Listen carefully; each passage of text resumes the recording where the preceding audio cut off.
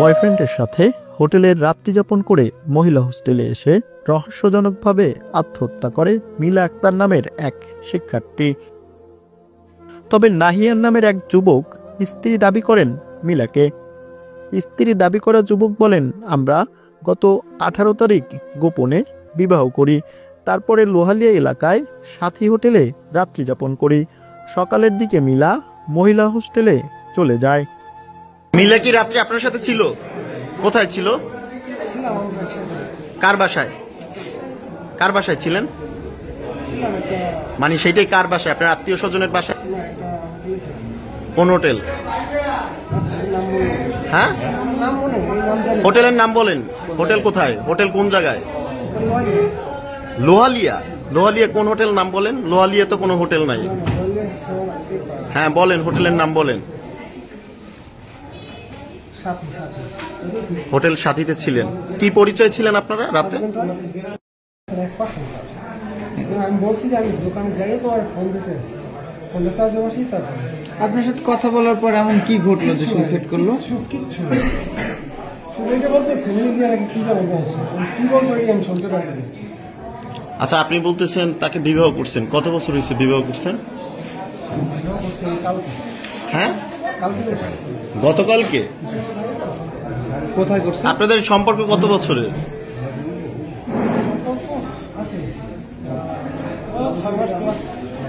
এমন ঘটনাটি ঘটে 19 জানুয়ারি রবিবার সকাল 10টার দিকে পটুয়াখালী সরকারি মহিলা হোস্টেলের 201 নম্বর রুমে। তার সাথে থাকা রুমমেট বলেন, স্বাভাবিক আচরণই করছিল বান্ধবী মিলা। আমরা সকালের খাবার খেতে গিয়েছি, এই সুযোগে এমন কাজ করেছে আমাদের বান্ধবী। কিন্তু কেন এমন কাজটি করেছে সেটা আমরা বুঝে উঠতে পারছি না। সকালবেলা ও যখন আসছে রুমে, তখন ও ফুরফুরে মেজাজে ছিল। আমার কথাও বলছে, একদম হাসি খুশি নর্মাল যেভাবে কথা বলে আমার সাথে সেরকম। তারপরে আমরা খাইতে গেছি, তখন আমরা ডিম ভাজতে গেছি খাওয়ার জন্য। তখন ওরা ফার্স্টে ডাকে নেই, ও ফোনে কার সাথে কথা বলতেছিল। তো আমি সবার শেষে রুম থেকে বের হয়েছি, ওরা আমি ডাকি নেই, ও ফোনে কথা বলতেছিল। তো তারপরে আমি যখন আসছি, রুম আটকানো ছিল। আর আমি অনেকক্ষণ দরজা নক করছি যে মিলা দরজা খোল। ও আমি জানি না, ও আমার বলছে ও নাকি ওর কোন ফাতিমা আন্টির বাসায় ছিল। আমি জানি না, আমার একটাবার ফোন দিয়ে বলে নাই যে আমি এই জায়গায় স্টে করব, আমার ফোন দেওয়া হয় নাই। আমি জানতাম না, আমি মাত্র জানছি। রাতে কি ও রুমে তো ছিল না? তারপরে কিভাবে? তারপরে সকালবেলা আসছে, যে বললাম ফুরফুরে মেজাজে আমরা ডিম ভাজতে গেলাম। তারপর এসে রুম নক করি, রুম খোলে না। তারপরে আমি মাসুমাফুরি গিয়ে বলছি যে আপু ও রুম খোলে না। তারপর সব মেয়েরা এসে রুম নক করতেছে, ও রুম খোলে না। তারপর আমাদের আবার রুমের পাশে যে জানালা আছে, জানালার কাঁচ ভাঙা। আমি ভাঙা কাছ থেকে উকি মেরে দেখি ও গলায় দড়িয়ে চলতেছে। সময় আনুমানিক সময় 9:30 থেকে 10:30টার মধ্যে। আচ্ছা, ও কখন আসছে আপনাদের রুমে? ও আসছে 8টা থেকে 8:30টার মধ্যে। রিয়ামণি আক্তার মিলা পটুয়াখালী 10 মিনার সদর উপজেলার মনিরুল ইসলামের মেয়ে। পরিবারের স্বজনরা বলেন, মিলা অত্যন্ত মেধাবী এবং গোল্ডেন জিপিএ পাওয়া শিক্ষার্থী। আমাদের ইচ্ছে ছিল তাকে ডাক্তার বানাবো।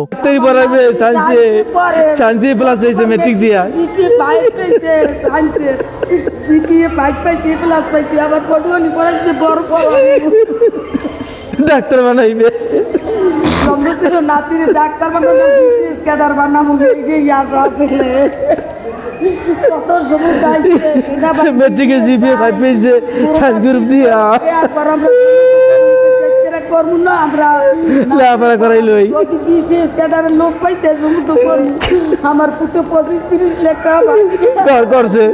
পটুয়াখালী সরকারি মহিলা কলেজের অধ্যক্ষ মোদাচ্ছের বিল্লা বলেন, রিয়ামণি আক্তার মিলা অত্যন্ত মেধাবী। সে বিজ্ঞান বিভাগের দ্বাদশ শ্রেণীর শিক্ষার্থী। পটুয়াখালী সরকারি মহিলা কলেজের ছাত্রীনিবাসের 2001 নং কক্ষের রিয়ামণি আক্তার নামের একটি মেয়ে সকাল 9:15 থেকে 10টা সাড়ে 9টার মধ্যে, সকাল 9:15 থেকে 9:30টার মধ্যে, এই সময়টার মধ্যে ফ্যানের সাথে ঝুলে আত্মহত্যা করে। একজন ওসি তিনি আসছেন, তারপরে প্রয়োজনীয় ব্যবস্থা গ্রহণ করছেন। আমি এসপি সার্কেলকেও ফোন দিয়েছি, তারাও ব্যবস্থা গ্রহণ করছেন। ইতিমধ্যে নাহিয়ার নামে 10 মিনার একটি ছেলে এসে বলেছে সে আমার স্ত্রী, তো তাকেও পুলিশ আটক করেছে এবং জিজ্ঞাসাবাদ শুরু করেছে। আমরা আশা করি বিষয়গুলো জানা যাবে এবং তদন্তে সব কিছু বেরিয়ে আসবে। এটি আমরা যতটুকু সিমটম বুঝেছি এটি ব্যক্তিগত সম্পর্কের কারণে হয়েছে। তো যাই হোক, আত্মহত্যা এটি হত্যাকাণ্ডেরই শামিল। আত্মহত্যা যদি কেউ প্রভাব বিস্তার করে থাকে তাহলে সে মৃত্যুদণ্ডের শাস্তি পেতে পারে। আমরা সর্বোচ্চ শাস্তি দাবি করব। আমার একটা মেয়ে মারা গেছে।